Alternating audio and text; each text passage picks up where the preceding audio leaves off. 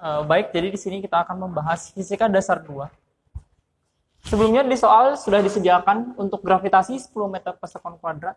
Kemudian mu0-nya yaitu 4V kali 10 pangkat min 7 T M per A. Kemudian epsilon 0-nya 8,85 kali 10 pangkat min 12 kolom kuadrat per Newton meter kuadrat.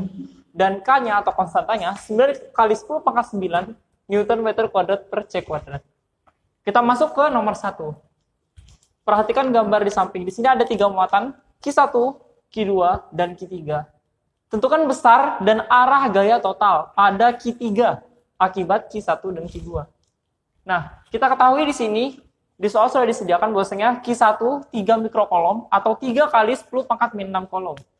Q2-nya 2 mikrokolom atau 2 kali 10 pangkat min 6 kolom. Dan Q3-nya 5 mikrokolom atau 5 kali 10 pangkat min 6 kolom.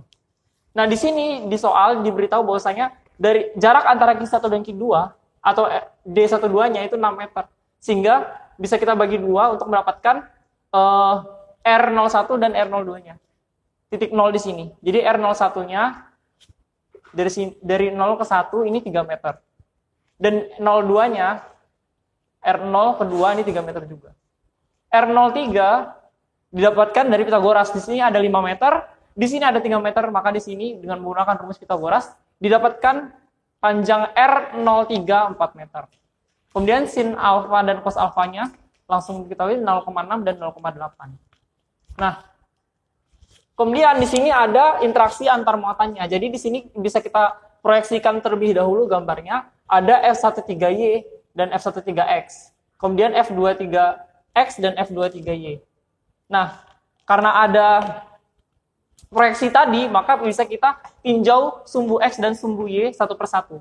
Yang pertama kita tinjau sumbu X. Sumbu X-nya atau sigma karena di besar dan arah gaya total pada soal ini kita harus menentukan Q3-nya akibat Q1 dan Q2, maka yang kita tinjau adalah sigma F3.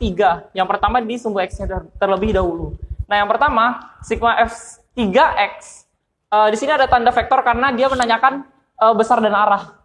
Sehingga kita pakai simbol ini. Nah, F3X ada F13X antara 1 dan 3 dan F23X antara 2 dan 3, antara muatan 2 dan muatan 3.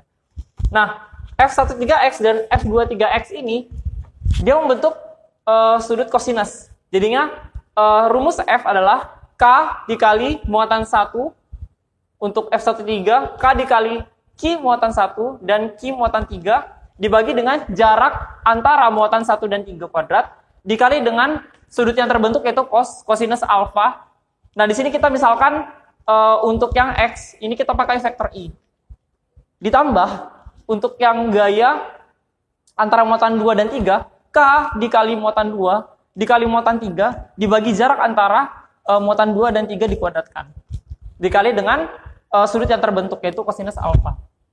Nah, ini bisa kita sederhanakan bentuk ini menjadi K dikali Q3 dikali kosinus alfa dikali Q1 per R13 kuadrat ditambah Q2 per R23 kuadrat. Nah, hasilnya 9 kali 10 pangkat 9 untuk nilai K diketahui di soal. Kemudian dikali dengan nilai dari Q3-nya yaitu 5 mikrokolom atau 5 kali 10 pangkat min 6 kolom dikali dengan cos alfanya yaitu 0,8. Kemudian Q1 dan Q2 serta R13 dan R23-nya dimasukkan.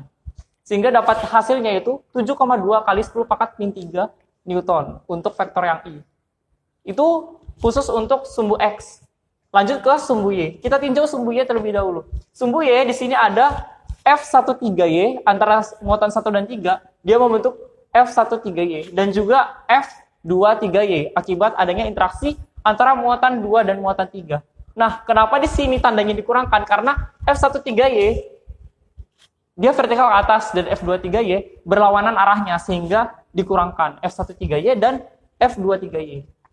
Masukkan dengan rumus yang sama dan disederhanakan K dikali Q3 dikali karena mengacu pada sumbu Y maka digunakan sudut perbandingan sudut sinus di sini. Jadinya K dikali Q3 dikali sinus alfa Q1 per R13 kuadrat min Q23 per R23 kuadrat kali K vektor yang kita masalkan adalah vektor J.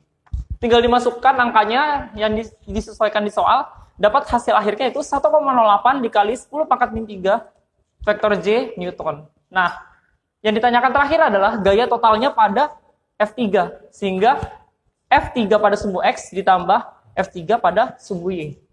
Didapatkan hasil akhirnya 7,2 kali 10 pangkat min 3 vektor I ditambah 1,08 kali 10 pangkat min 3 vektor J Newton. Oke, kita beralih ke soal nomor 2. Sebuah silinder tipis berongga dengan jari-jari R 0,02 meter dan panjangnya 1,2 meter. Rapat muatannya adalah plus 5 kolom per meter. Tentukan medan listrik di daerah yang dilingkupi oleh jari-jari 2R atau dari luar silinder tersebut. Nah, di sini berdasarkan soalnya diketahui rapat muatannya adalah plus 5 kolom per meter. Sementara rapat muatan itu adalah muatan dibagi dengan luasan permukaan ataupun volumenya dari substansi atau zat tersebut. Nah, di soal yang diminta adalah 5 kolom per meter. Makanya di sini saya buat dua opsi. Opsi pertama, jika rapat muatannya adalah perluasan, dan yang kedua, opsi kedua ini mengikuti dengan permintaan soal, yaitu dalam kolom per meter.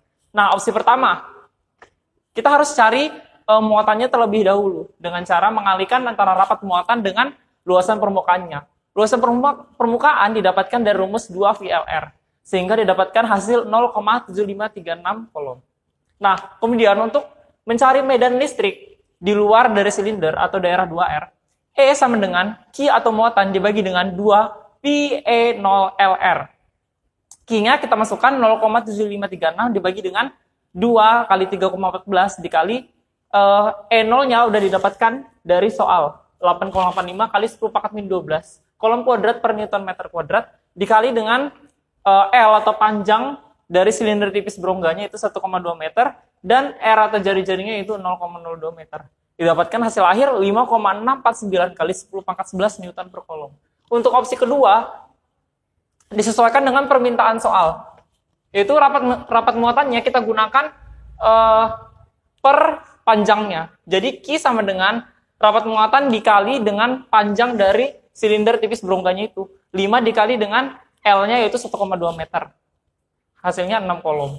Sehingga dengan menggunakan rumus yang sama, E sama dengan Q per 2Pi E0LR, didapatkan hasil akhir 44,98 kali 10 pangkat 11 Newton per kolom. Oke, ke soal yang terakhir. Sebuah rangkaian tersusun seperti gambar di samping. Dengan menggunakan konsep Kirchhoff untuk arus dan tegangan, tentukan yang pertama, kuat arus atau I yang melalui R1, R2, dan R3. Dan yang kedua adalah tegangan antara titik B dan C. Nah, jadi di sini bisa dilihat R1-nya 3 ohm, R2-nya 6 ohm, R3-nya 4 ohm.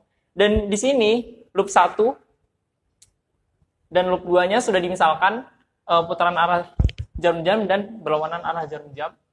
Kemudian di sini di tegangan jepit 1 ada 5 volt, yang kedua ada 10 volt, dan yang ketiga ada 15 volt. Nah, hal pertama yang harus dilakukan adalah meninjau loop 1 dan loop 2-nya. Kita tinjau loop yang pertama dulu. Loop pertama mengacu pada hukum Kirchhoff, sigma V sama dengan 0. Nah, kita lihat lagi putaran dari arusnya. Di loop 1, putaran arusnya itu seperti ini. Nah, karena arusnya mengenai E3 pada bagian positif, maka E3-nya positif. Kemudian arus mengenai bagian negatif, sehingga nilai E1-nya adalah minus atau negatif. Min E1 ditambah E3 ditambah V di I1 dan R1 adalah I1 dikali dengan R1. Dan V di R3 adalah I3 dikali dengan R3, sama dengan 0. Dimasukkan nilainya, min 5 ditambah 15, ditambah I1 dikali R1, karena nilai R1 adalah 3 ohm, maka 3 I1, ditambah I3 kali R3, nilai R3 adalah 4 ohm, maka 4 I3, sama dengan 0. Sehingga muncul persamaan 3 I1 ditambah 4 I3 sama dengan min 10. Nah, untuk yang persamaan 1, 2, dan 3-nya, ini berdasarkan hukum Kirchhoff, I3 sama dengan I1 ditambah I2. Bisa kita misalkan sebagai persamaan 1. I2-nya sama dengan I3 dikurang dengan I1 sebagai persamaan 2, dan I1 sebagai persamaan 3 yaitu I3 dikurang dengan I2. Kita lanjut meninjau loop 2. Loop 2 sama seperti loop 1, sigma V sama dengan 0. Nah, arah putarannya seperti ini. Sehingga arus mengenai bagian kutub negatifnya E2 sehingga nilainya adalah negatif.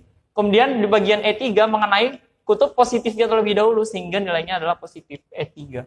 Min E2 ditambah E3 ditambah V2-nya berarti I2 dikali R2 ditambah V3-nya sama dengan loop 1, I3 dikali R3 sama dengan 0.